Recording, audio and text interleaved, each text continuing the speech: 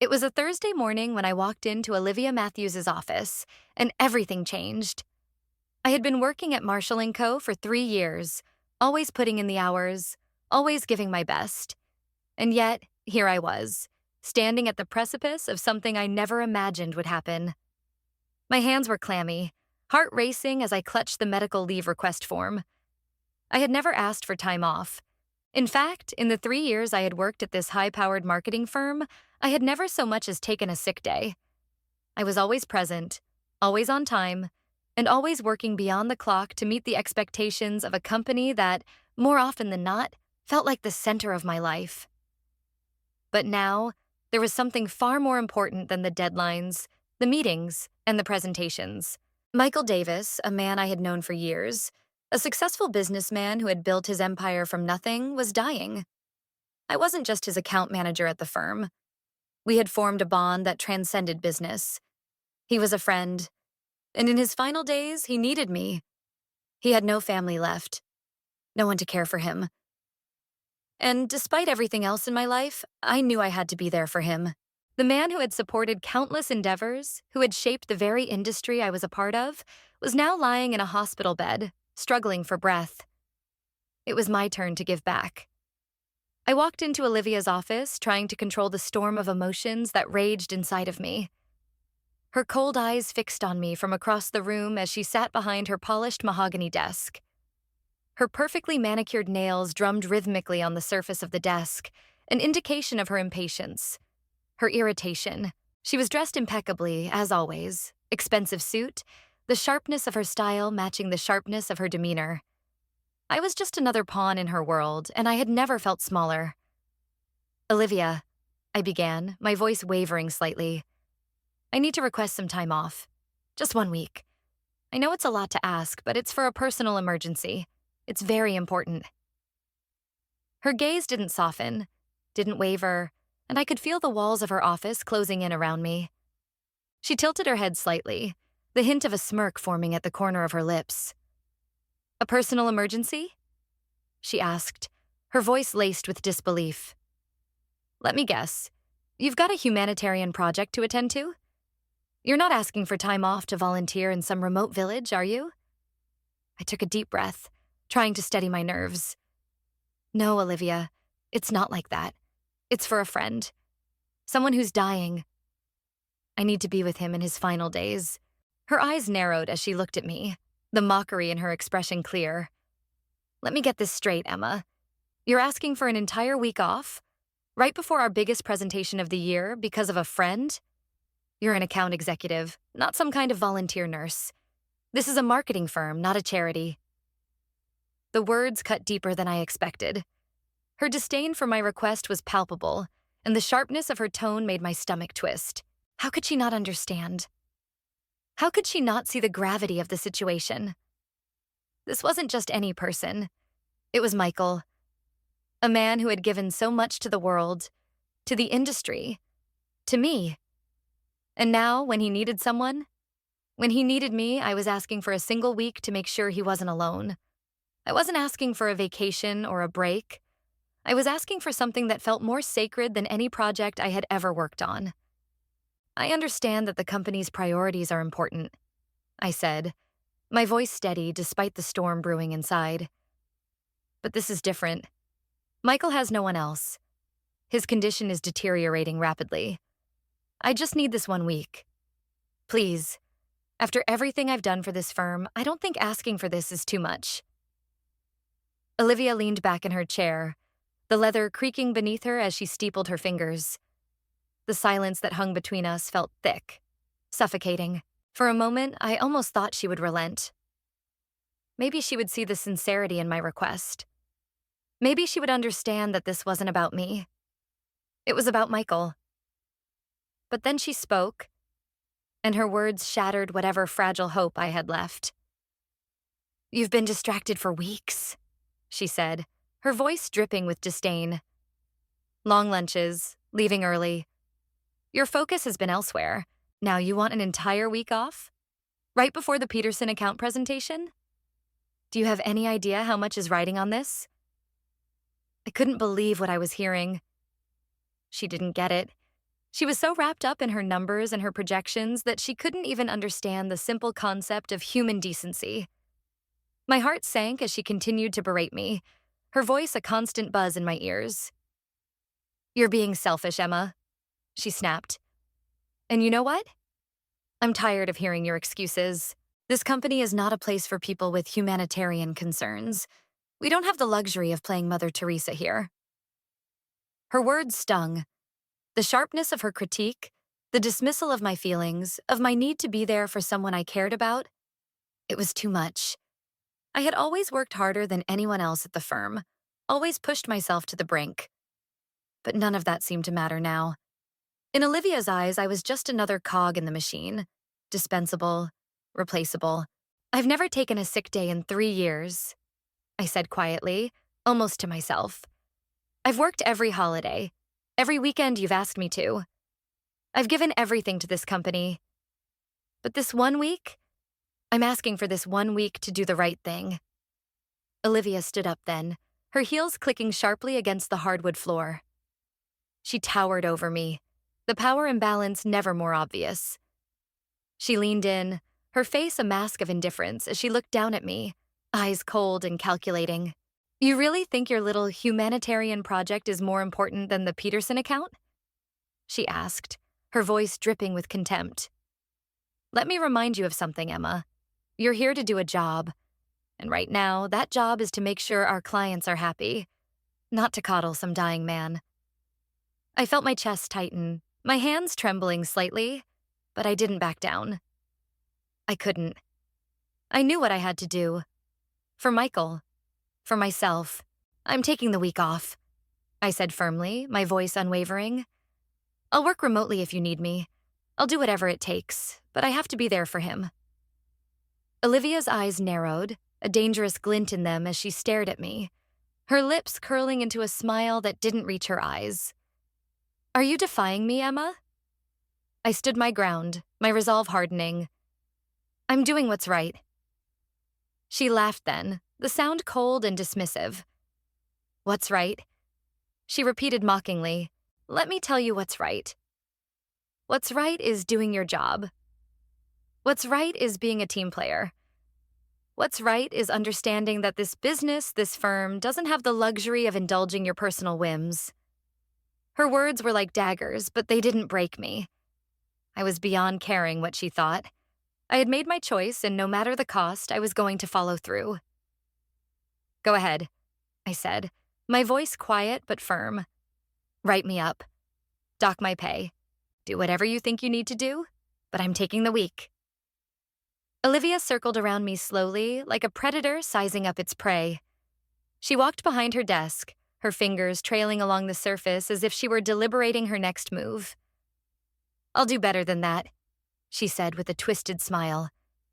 And then, in one swift motion, she grabbed the medical leave form from my hands, tearing it in half, then in quarters, letting the pieces fall to the floor like confetti. "You're fired," she said, her voice final.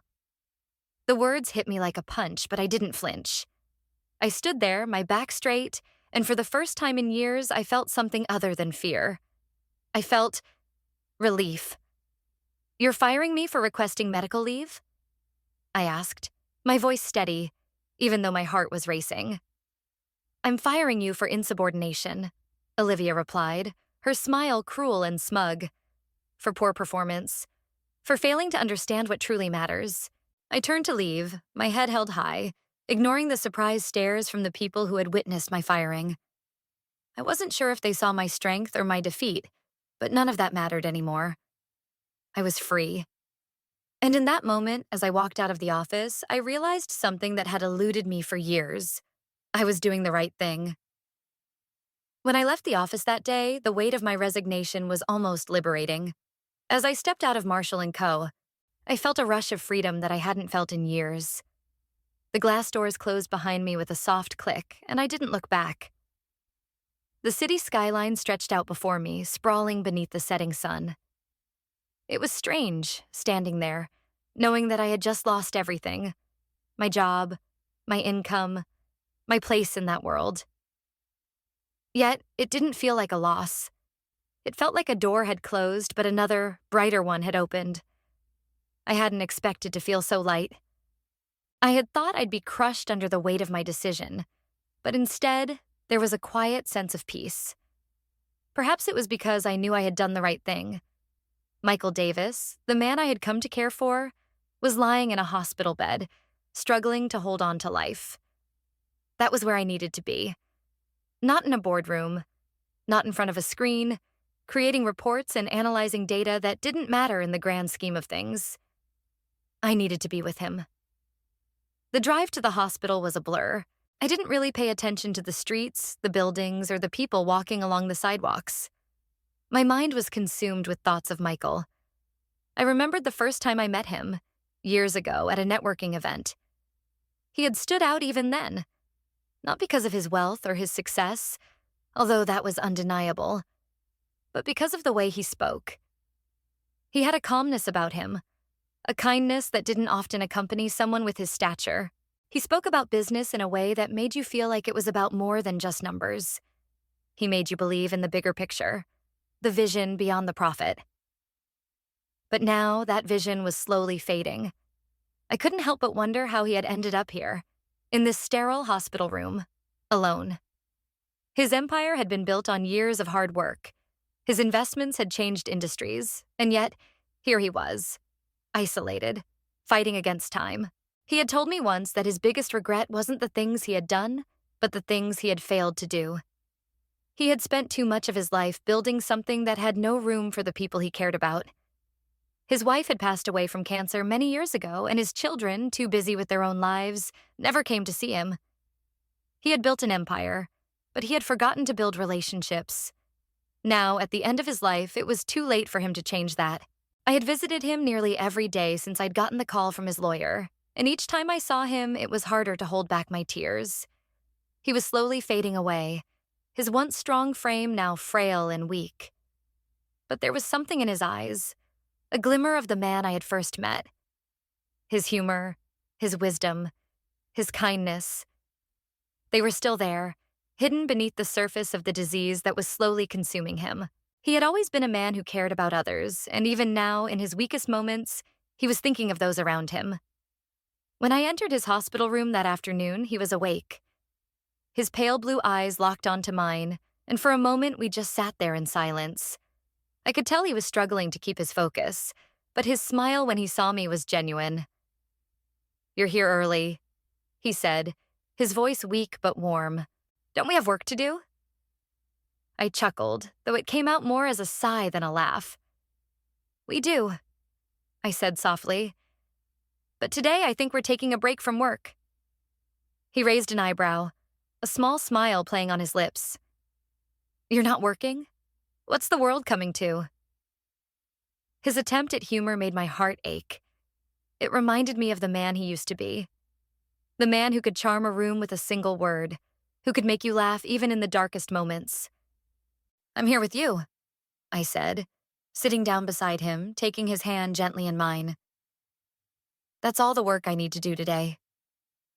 He looked at me with a mixture of gratitude and sadness. "I'm sorry, Sarah," he said, his voice barely a whisper. "I know you have your own life, your own career. You shouldn't be here with me. I've kept you from so much." I shook my head, my heart breaking for him. "You don't need to apologize. I'm here because I want to be here. You're not keeping me from anything. You've always been there for me when I needed you. It's my turn." He squeezed my hand, his grip surprisingly firm despite his condition. "You're a good person, Sarah," he said, his voice filled with admiration. "I've seen that from the beginning. You don't let the world change you. You stay true to yourself, and that's something rare." I didn't know how to respond. I wasn't used to receiving compliments like that. Michael was always the one who gave the advice, who knew what to say to make people feel better. But now, he was the one who needed someone to be there for him. The days that followed were a blur of hospital visits, quiet conversations, and moments of reflection. Michael's health continued to deteriorate, but I found solace in our time together. We spent hours talking about everything and nothing. His business ventures, my dreams, the books we both loved. He told me stories about his late wife, Margaret, and how she had always encouraged him to invest in things that mattered, things beyond the stock market and the bottom line. She had been passionate about art, and Michael had followed her lead, investing in emerging artists and digital platforms long before they became popular. He spoke about the failure of his first business venture, a computer repair shop in the 80s, and how that experience had taught him more about resilience than any of his later successes ever could. One afternoon, after another round of chemotherapy, I sat beside his bed as he rested. He was more exhausted than usual, his breathing shallow and labored. I could see the toll the disease had taken on him, but I also saw the spark in his eyes. He was still Michael, even if his body was betraying him. "Sarah," he said softly, his voice raspy, "I need to tell you something." I leaned in closer, my heart racing. "What is it?" He took a deep breath, trying to steady himself. "I've been following your company for a while now. Marshall & Co., you've done good work, very good work, but it's not just the numbers I care about." I frowned, unsure of where this conversation was going. "What do you mean?" He smiled weakly. "You see, I've invested in your firm, in a lot of the things you've worked on.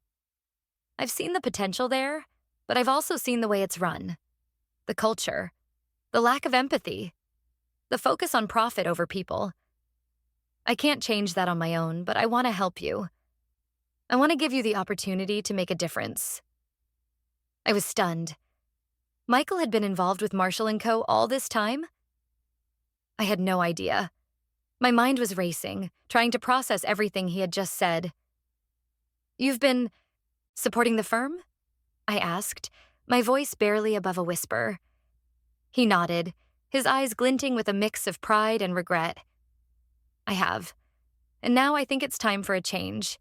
Time for someone to step up and lead with compassion, not just spreadsheets." I was speechless. I had always thought of Michael as a businessman, someone who was all about numbers and strategy. But now I saw a different side of him, a side that wanted to leave a legacy of kindness, of empathy. "Michael, I don't know what to say," I said, my voice thick with emotion. "I never knew." He reached out to take my hand once more, his grip still strong despite his frailty. "You don't need to say anything. Just promise me you'll do the right thing. Promise me you'll use this opportunity to change things for the better." "I promise," I whispered, my heart swelling with gratitude and determination. In the days that followed, Michael's condition continued to worsen, but his words stayed with me. He had given me a purpose beyond my job, beyond the firm. He had given me a reason to fight, not just for business success, but for a better, more humane way of doing things. I knew what I had to do, and I was ready to do it, no matter what it cost me. By the time Michael passed away, I had already made the decision to follow through on his request. The firm that had fired me was about to see a change, a shift in leadership, in values, in how it treated its people. And I was going to be the one to lead that change. It wasn't just about business anymore. It was about doing the right thing. And so, as I sat by his side, holding his hand one last time, I made a silent promise to Michael. I would carry his legacy forward. I would ensure that his final wish, his vision of a company that valued people over profit, would become a reality for Michael, for me, for all the people who deserved better. As he passed peacefully, I knew that my journey was just beginning. The road ahead would be difficult, but I was no longer afraid. Because sometimes in the most unexpected places, we find our true calling. The morning after Michael passed, I woke up to the cold reality that nothing in my life would ever be the same again. The quiet of my apartment was deafening, and the weight of everything that had transpired seemed to press down on me in a way that I couldn't fully explain. I had promised him, promised myself that I would carry on his legacy, that I would do what he had asked me to do. It was no longer just about fulfilling a last wish. It was about creating something greater than all of us. And the first step toward that change was walking back into Marshall & Co. When I arrived at the building, everything seemed as it had been before. Sleek, modern, efficient, and cold. I walked through the revolving doors, my footsteps echoing in the vast lobby. The security guard looked up from his desk, offering me a polite smile. "Good morning, Miss Collins," he said. It was strange. Just days ago, I had been part of the system here, a cog in the corporate machine. Now I was an outsider, but I knew something had shifted in me. I made my way to the elevator, my hands trembling slightly as I pressed the button for the top floor. The last time I had been in this building, I had walked out with my head held high, fired for trying to do the right thing. Now, I was returning with a different mission. I wasn't here for a job. I wasn't here to beg for my position back.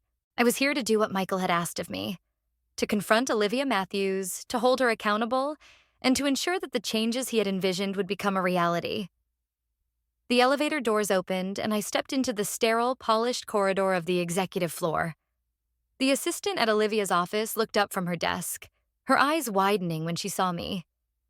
I could feel the weight of her gaze, the whispers that had likely circulated since my firing. But none of that mattered. I wasn't here to explain myself. I wasn't here for any kind of reconciliation. I was here to make things right. Olivia's office door was open, and I could hear her voice before I even entered. She was speaking to someone on the phone, her tone sharp and impatient, the way it always was. But when she saw me standing in the doorway, her words faltered. She set the phone down slowly, her gaze hardening. "What are you doing here?" she asked, her voice laced with disbelief. "You've been fired, Sarah. I thought I made myself clear." "I'm not here to argue about that, Olivia," I said, my voice steady despite the surge of emotions that threatened to rise. "I'm here to deliver something." I stepped forward, pulling the envelope from my bag. It was heavy with the weight of Michael's final request. His words, his thoughts on what needed to change were now in my hands. I placed the envelope on her desk with a quiet thud, watching as she glanced at it, then back at me, her confusion turning to wariness. "What is this?" Olivia asked, her tone guarded now. "Is this some sort of last-ditch effort to get your job back? Because let me be clear, you're wasting your time." I shook my head, a quiet smile tugging at the corner of my lips. "No, Olivia, this isn't about me. This is about what you need to hear, what you need to understand." She reached for the envelope slowly, as if it were a ticking time bomb she was unsure about handling. The moment she opened it, I could see the flicker of recognition in her eyes. She knew Michael's name. She had to. His investments, his influence. He had been a quiet but powerful force in the business world, and his contributions to her company were undeniable. Her fingers trembled slightly as she scanned the contents, her lips moving but no words coming out. I watched her, the woman who had once fired me for simply asking for time off to help someone in need. She had reduced me to nothing in that moment. But now the tables had turned. Michael had known exactly what was wrong with the company, what was wrong with her leadership, and he had written it all down. It was his way of showing me, of showing her, that true leadership wasn't about numbers or profits. It was about people. What is this?" Olivia muttered again, her face pale as she read through the letter. "You're telling me that he's pulling all his investments? Every single one of them?" I nodded. "That's exactly what I'm telling you." She dropped the letter onto the desk, her hands shaking now. The calm, composed woman who had run this company for years, who had made cutthroat decisions and climbed to the top by any means necessary, was now visibly rattled. Her empire, her carefully constructed world, was crumbling before her eyes. And it wasn't just because of Michael. It was because of the choices she had made, the way she had treated her employees, the way she had prioritized profits over people. It had all led to this moment. "I don't understand," Olivia said, her voice a mixture of confusion and desperation. "This can't be happening. Everything I've worked for, it's all falling apart." "Because you don't understand what matters," I said softly, leaning in just a little. "You never did. You thought that success was about numbers, about the bottom line. But you're wrong. Michael saw it, and now you're going to see it too. You can't keep running this company the way you have. It's toxic. It's destroying everything. And if you don't change, you'll lose it all. I watched as Olivia processed my words. For a long moment, she didn't speak. She just stared at the letter, her gaze unfocused, her mind clearly racing. And then she looked up at me, her eyes filled with something I hadn't expected. Fear. "What do you want from me, Sarah?" she asked, her voice barely a whisper. "What am I supposed to do now?" It was almost painful to see her so vulnerable, so shaken. But there was no time for sympathy. She had made her choices, and now she had to face the consequences. The choices she made would affect the future of her company and the future of every person who worked for her. "I want you to listen," I said. "I want you to make things right. Michael left specific instructions for you, for all of us. You need to restructure this company.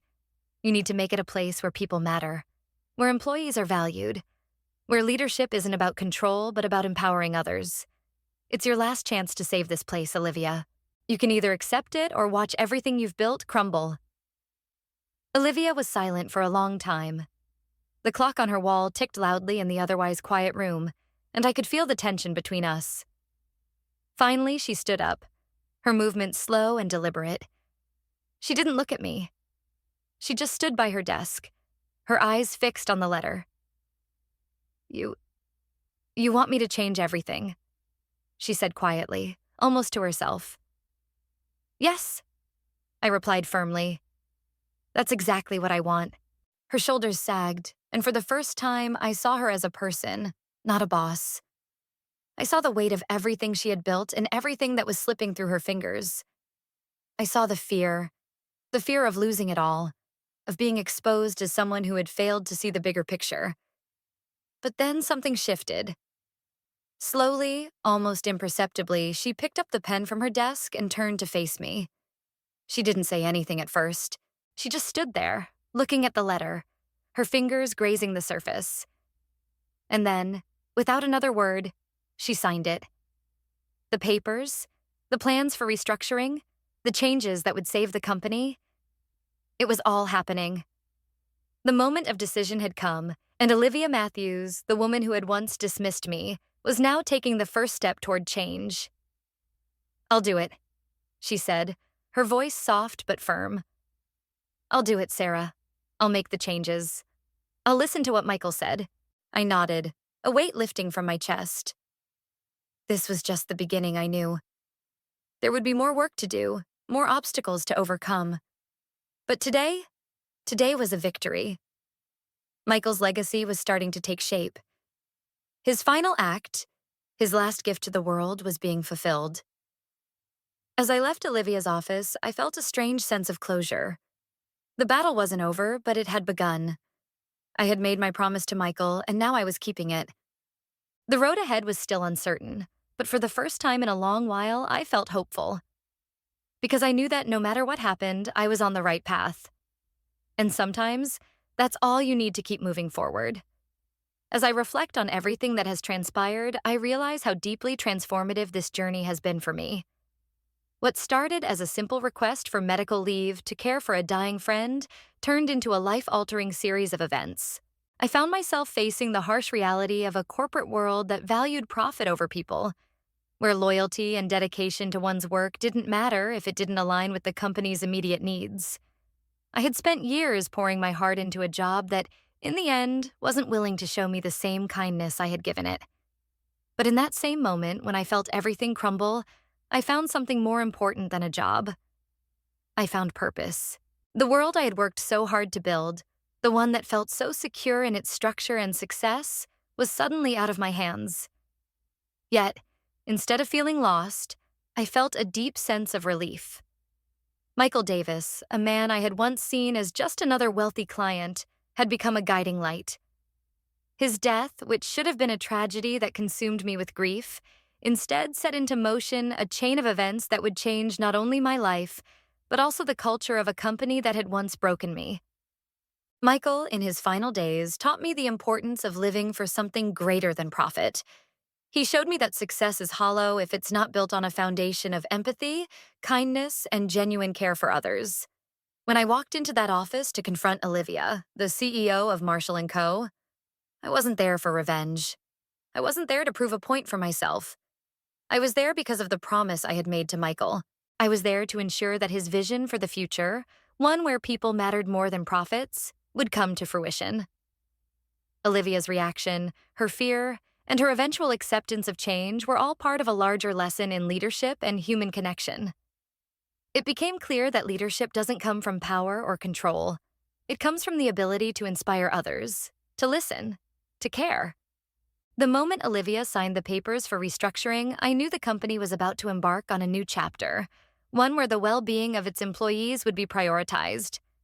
Through this entire process, I have learned that sometimes the hardest choices are the ones that lead to the most meaningful change. When you stand up for what is right, even when it's not easy, you create a ripple effect that can change lives, including your own. At times, it may feel like everything is falling apart. You may feel like you're losing it all, but in reality, you're often gaining something far more valuable: clarity, purpose, and the courage to take a new path. I have also learned that success is not a solitary journey. True success is not just about climbing the corporate ladder, but about creating connections, building relationships, and having a positive impact on those around you.